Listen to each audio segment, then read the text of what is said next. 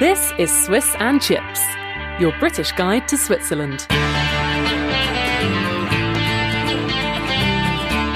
Hello and welcome to Swiss and Chips. I'm Jo. And I'm Simon. And today we're talking about... Schweizerdeutsch. Yeah, kind of. Swiss German. What it's like to move to German-speaking Switzerland when you don't really speak German and definitely don't speak Swiss German. Well, and don't understand. And don't understand, yeah. That's more to the point. Yeah. Yeah, I think it's quite a common question, and it's also kind of like a fear from some users that before they move to Switzerland, they don't really know what to expect. So it's maybe interesting to hear from your perspective, you moved here, how it was, and your experiences and so on, and yeah, what problems you had or what you would recommend or what you would do if you could start over again. Yeah, so I thought I might start off by talking about my experience, what it was like when I moved here, basically. Yeah. And I could speak kind of medium to basic German, I would say. Yeah, when I moved here. You spoke already German, or you just could understand quite well?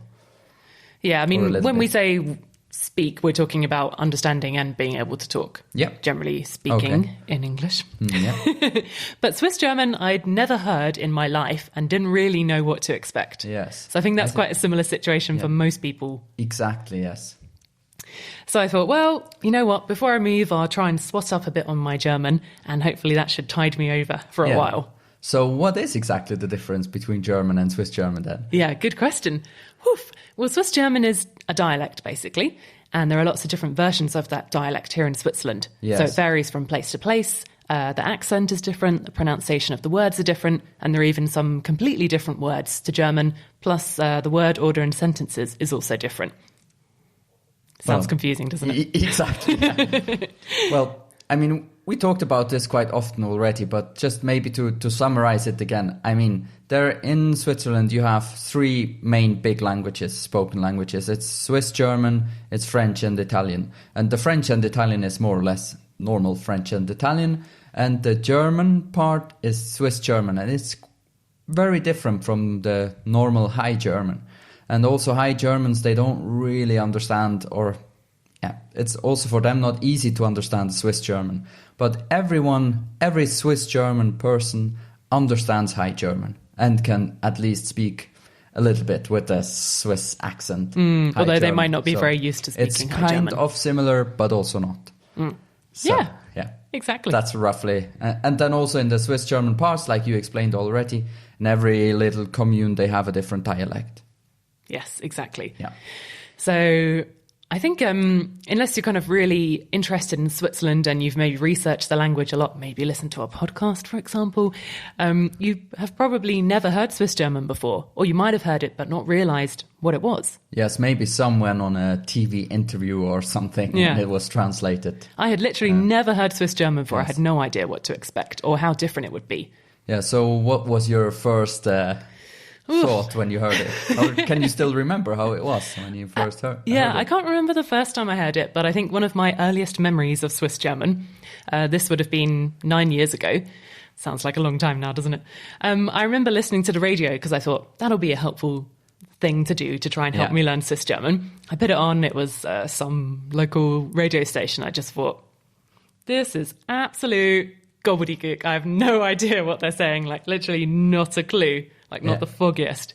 I thought, there's actually no point me even listening to this because I can't distinguish a word. Yeah, I see, yeah. It was And you're sure they spoke Swiss German and not High German? Yeah, because I remember it was one of the kind of famous local stations. And I thought, I'll listen to that. Yeah. That was quite scary, I think. Yeah, so great first impression. Yeah, wonderful. You have some other... things you can remember. I mean, I guess the kind of first interactions you'd have with Swiss German speakers is probably at the supermarket or in a shop, for example. That's where people are talking to you, even if you don't know them. Yes. And they'd say hello. You know, it took me quite a long time to actually work out what they were saying for hello, because they would normally say hello combined with something else. You know, they're saying like grüezi in Zurich. Or like, hello, how are you? Like, hallo, wie geht's? Exactly, something like that, some kind of full sentence. And I was hearing this kind of word with a G and a Z in it. And I spent quite a long time Googling that because you don't know how to spell it. I didn't know exactly what it was. And then I finally found it online. I was like, aha, this is what that is. Yeah, grüezi is what they say in Zurich Yes, exactly. and region. So that was a big step. Not in Bern. In No, Bern not they in Bern, say it's different. Grüße. Grüße, genau. Yeah, so that was a big first step. I guess that took me a couple of weeks. One small side note. Yes, please. Did you know how the people from Wallis, that's a canton in the southwest of Switzerland, how they call the people living in Zurich? No. Grüezis. Really? Yeah. That's a cool name, right? Yep. Or does that mean? Well, it's like, it's a friendly slap on the shoulder. Okay. And a little bit in the face. All right. So I won't use that in that case. Good. No, they just officially call them grüezis. Because they say grüezi. Okay. I mean, they say grüezi, but in Wallis they say grüezi to grüezi, so whatever. God, it's so confusing. 9 years in, I still don't know what we're talking about. No. Whatever. It's got way better. Yeah, So back on track, back to the supermarket. This was really my early testing ground for Swiss German. And they'd scan all your stuff, the people at the checkout. We didn't have so much self-checkouts back then, so it really was at the checkout. And then at the end, they'd say something and give you your receipt. Cumuluskarte. They'd ask for this thing. Yeah, like a club card. Yeah, it's like your points card thingy. Say something else, give you the receipt. That took me ages to work out. Yeah. Do you want a bag? Also there, basically I said no to everything because I didn't know what any of it was. Yeah. And at the very end, they used to say this sentence. You know what this is because we talked about it before. Sammeln Sie Märkli. Samlet der Märkli. Exactly. And I had no idea what this was, so I just said no and kind of walked away. And then one day I thought, you know what? Be brave, say yes, and see what happens. So they said Samlet der Märkli, and you were like, Yeah.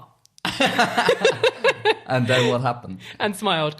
And then this woman kind of turned around and rummaged in the little box and pulled off a sheet of small stickers, ripped it off and gave it to me and probably said something else like, enjoy your Märkli. And I was really like, what? And I just thought, I've got some stickers for children or something. Yeah. Now I look like an idiot because I said, yes, I want the children's stickers. Yeah, but basically they are like... They're kind of a little collection stickers. Yeah. You've probably seen them. Yes. And you can save them up on a small card. I mean, you, the listener.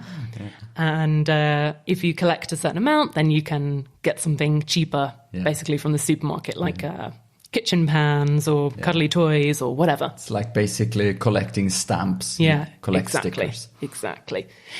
Yeah. So that was good. And what I did a lot was try and remember these things that people had said, and then there was someone I worked with who'd lived in Switzerland a while longer, so I could say to him, this thing happened. Do you have any idea what they're talking about? I see. So that worked sometimes. If I could remember it well enough what the person had said in order to be able to repeat it. Oh, in order to repeat it. Speaking of, now I want to know, so what was the first things or sentences that you knew by then, or that you have learned? And also, would you recommend to learn some words before people come, or what do you think? On reflection, I think it would have been wise to have found out how to say hello and thank you before I moved here. Yeah, but how can you learn that really when you live in London, for example, and you move to Bern or Zurich or somewhere else, and everywhere they say it a little bit different? I mean, the thing is, you should just learn it for the place that you're going to move to. I don't think you should try and learn it for everywhere. But if you're moving to Zurich, I would learn how to say hello and thank you, make a goodbye in the Zurich dialect. But just so you know what people are saying to you. Otherwise, you're just really lost. Yeah, what I'm saying is more, if you move to Zurich, do you already know how they say it there? How can you learn it? Or maybe there are books like translators, Zurich dialect. Yeah, to basically, English or if you look around a bit on the internet, then you'll start to kind of see that there are a few books that can teach you a few basic words in Swiss German. There are at also least a few websites where you can say, there's a few websites that have a kind of the basic words on and so on. But I think trying to hear it is so you would hard. recommend to look up these websites, and if you move, for example, to Bern, specifically look for a translator Bernese German to English. Definitely do that. And even if you don't know how to pronounce it or don't know exactly what it will sound like, at least if you know what the letters are in the word, by the time that you hear someone say it a few times, then you can kind of connect the dots. Yeah, it's true. And also, I think the most important words are maybe like 10 or 20. It's not so many that you have to learn and to try to remember kind of what they could sound like. Like hello, bye, thanks. Yeah, I think that's it, basically. That's really the starting place, I think. Yeah. So you would go back and try to learn that before you come. Yeah, definitely. Is there any other recommendation? What would you have done differently? I mean, I think it's a good idea to try and learn as much High German as you can before you come here. Yeah. I mean, when I say as much as you can, that's what I mean. Don't go crazy trying to, learn German fluently before you move here, because, there's only so much you can do. But I think if you try and listen to a few podcasts or basic learning German apps or reading something simple in German, I think that's a good head start before you get here. Because as you said at the beginning of the show, Swiss Germans can all understand High German, so at least you'll be able to communicate. I mean, most people can speak English, let's face it, but not everyone. Not most, but many, yeah. Yeah, it depends where you move to, I think. Where you work, where you move to. Yeah, all of these things. But I think it's a big confidence boost if you can say a couple of words, hello and goodbye, in Swiss German for the place where you live, and maybe a couple of sentences in High German is super nice. I think if you understand quite good High German, then there is also the chance that you understand quite good some Swiss German, because it's some words are a little bit similar, so you can somehow make up what the topic is about, what people are talking. You know what I mean? Yeah, if you can pick out a few keywords, then you won't be totally lost in a conversation. Yeah. And if you know how to ask for things, I think that would be really helpful. A lot of my problems it's always come back to the supermarkets, because that's where I met most Swiss German speakers at first. I was trying to ask for something I couldn't find, and I didn't really know what it's called. So then if you don't know how to ask for something and you don't know how to vaguely describe something, you've basically got no chance of getting it if you can't find it. That was quite frustrating. It's a very big topic, I think. And also I want to know, how far did you come and so on. And you also are now in a Swiss German course, taking Swiss German lessons. Yes, and, indeed. I think that's all worth talking about, but maybe in a whole other show. I think that we covered the most important topics, how it is to move to Switzerland without speaking any Swiss German. And I think, what would you say if someone tells you something like, I want to move to Swiss German, but I don't speak any Swiss German, so I'm not sure if I should come, or do I have to fear things, or what would you say maybe as last words or first words for that person? Yeah. I would basically say, don't let that hold you back. You will never learn Swiss German very easily unless you move to Switzerland. So for a second, I thought you stopped the sentence there. You will never learn Swiss German. No, I haven't given up hope on that yet.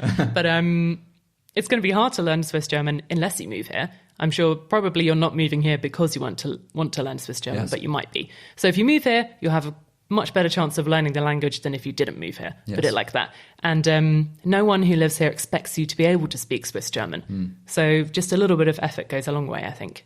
Yeah, and it probably won't be your aim to try and speak Swiss German, but to try and understand it, I think, is most people's goal. But most important, don't hold back. Yeah, don't exactly. Let that hold you Don't back. let your fear hold you back. Yeah, and I think this was my problem for a long time, I didn't know what people were saying. I was afraid to speak High German because I thought it sounded stupid. I didn't want to speak in English because I thought people would think I was ignorant. And so for a long time, I just didn't say anything to people who spoke to me in Swiss German. But just be friendly, and if you can't talk to them in Swiss German or High German, just be polite and say something in English, and who knows what might happen. Yeah, exactly. Or also try to speak in Swiss German. Few words you pick up, just throw them in and dive in. Yeah, just dive in, basically. What's the worst that can happen? Yeah. Nothing. That's perfect final words to end the show. Yeah, and if you've recently moved to Switzerland and you're trying to learn High German, or maybe you've picked up a few words of Swiss German, we'd love to know how you've been doing it. So get in touch. You can talk to us in our Facebook group, which is called Switzerland for English Speakers. You can also email us as well, which is hello@swissandchips.com. And as always, if you want to find out more, you find the links and everything we talked about on our website, which is called swissandchips.com. And with that, we're done. Thanks for listening. Bye. Bye.